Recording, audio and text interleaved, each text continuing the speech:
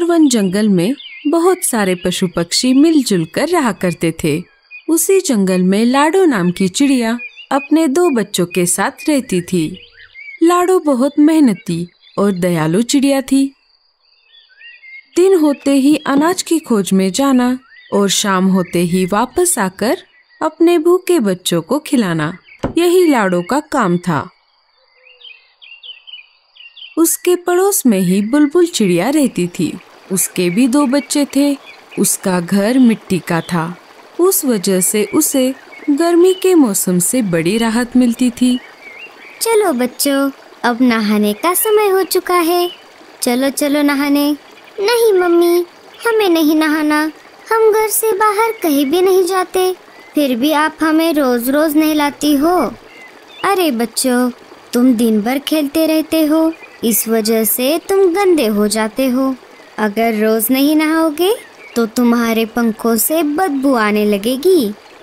बुलबुल के बच्चों को नहाना पसंद नहीं था, फिर भी बुलबुल उनको जबरदस्ती से नहलाती थी। बुलबुल ने अपने बच्चों को नहलाया और उनको घर के ऊपर सूखने के लिए बाहर खड़ा कर दिया। चलो, अब मेरे काम का समय शुरू हो जाएगा।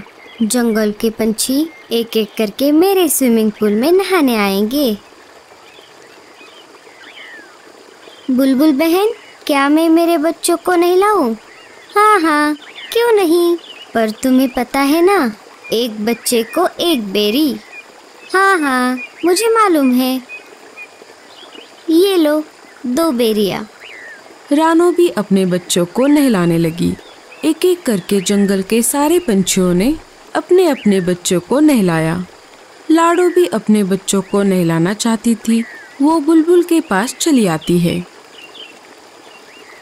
बोलो लाडो, क्या काम है? बुलबुल बहन, मुझे भी मेरे बच्चों को नहलाना है। हाँ हाँ, क्यों नहीं, लाओ फिर 2 बेरियां। अभी तो मेरे पास बेरिया नहीं है। बहन, जब मैं पहाड़ी इलाकों में जाऊंगी तब बेरिया लेकर आऊंगी और तुम्हें दे दूंगी। नहीं नहीं, ऐसा नहीं चलेगा। बेरिया नहीं तो स्विमिंग पूल में एंट्री भी नहीं।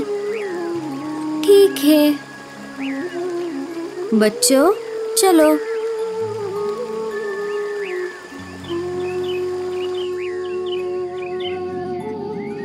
माँ, हमें भी बुलबुल आंटी के स्विमिंग पूल में नहाना है। लाडो ने बच्चों को समझाते हुए कहा। नहीं बच्चों, हम नहाने के लिए नदी में जाएंगे। वहाँ का पानी साफ सुथरा है। लाडो अपने बच्चों को स्विमिंग पूल में नहलाना चाहती थी। बेचारी लाडो कर भी क्या सकती थी। बेरियों का पेड़ ऊंचे पहाड़ी पर था और लाडो अपने बच्चों को अकेला घर पर छोड़कर उतनी दूर नहीं जाना चाहती थी। वो अपने बच्चों को लेकर नदी पर आ जाती है और एक एक करके उनको नदी के पानी में नहलाती है।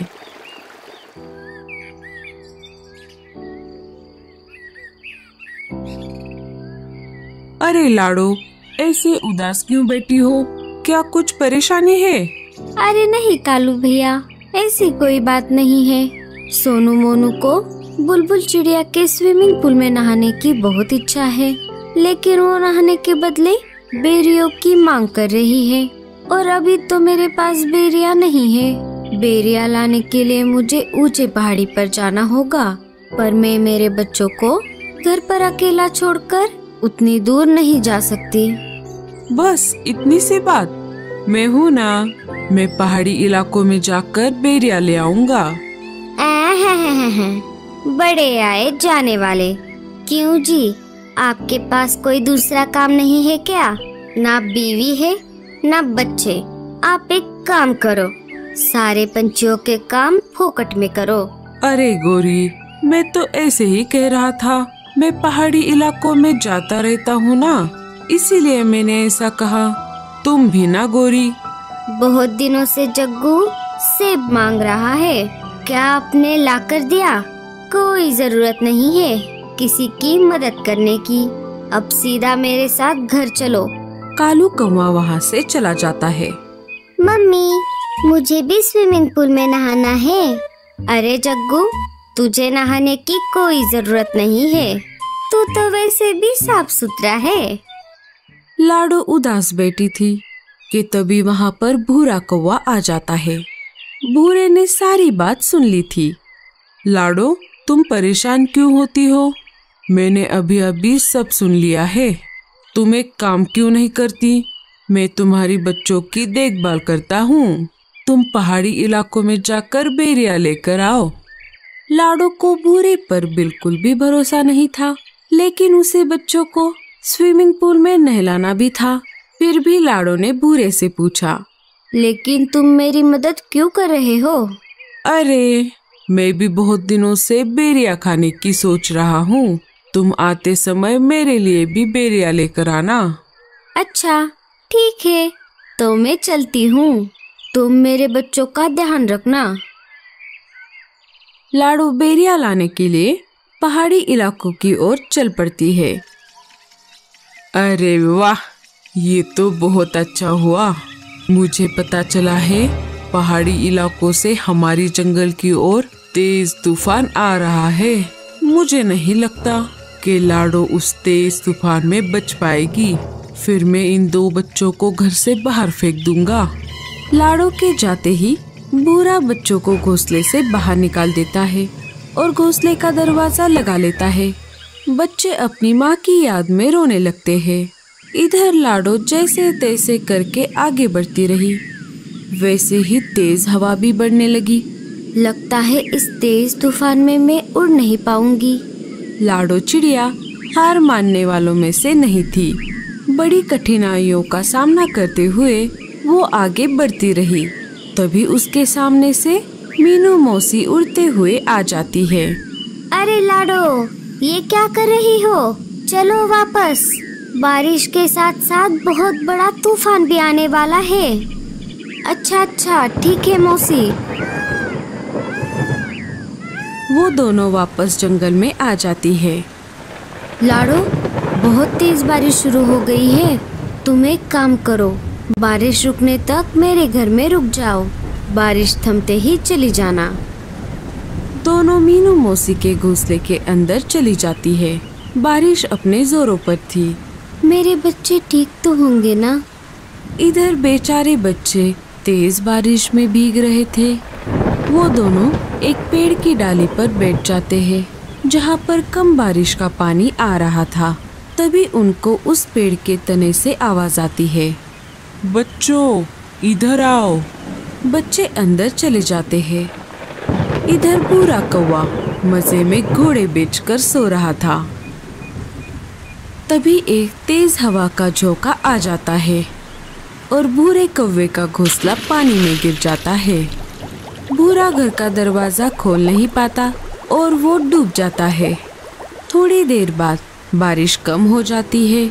लाडो वापस अपने बच्चों को देखने उसके घोंसले की तरफ आ जाती है और देखती है तो क्या, उसका घोंसला तो वहाँ पर नहीं था। वो सब तरफ खोज करने लगती है। तभी उसे बुलबुल चिड़िया मिट्टी में दबी हुई दिखाई देती है। लाडो, मुझे बचाओ। मेरा मिट्टी का घर बारिश में गल गया और मैं मिट्टी में धंस गई। अपनी जान की परवाह न करते हुए लाडो बुलबुल चिड़िया को गीली मिट्टी से बाहर निकालती है। लाडो, मुझे माफ कर दो। मैंने तुम्हारे साथ बहुत बुरा बर्ताव किया। लाडो बुलबुल को कुछ न बोलते हुए अपने बच्चों को खोजने लगी। तभी पेड़ के तने से बच्चे बाहर आ गए और अपनी माँ को पुकारने लगे, माँ, हम यहाँ पर हैं। लाडो अपने बच्चों को देखकर बहुत खुश हो गई। अरे मेरे बच्चों, तुम कहाँ पर गए थे? माँ, आपके जाते ही उस भूरे अंकल ने हमें घर से बाहर निकाला था और हम यहाँ पर आ गए थे। हमें इन बूढ़ी दादी ने बचाया। माँ जी, आपका बहुत बहुत धन्यवाद। अगर आप मेरे बच्चों को आसरा ना देती तो मेरे बच्चे इस तेज बारिश को सह नहीं पाते। कुछ दिन गुजर जाते हैं। फिर एक दिन सारे पंछी मिलकर जंगल के बीचों बीच खुले मैदान में एक बड़ा सा स्विमिंग पूल बना देते हैं जिसमें वो रोज नहाने लगते हैं।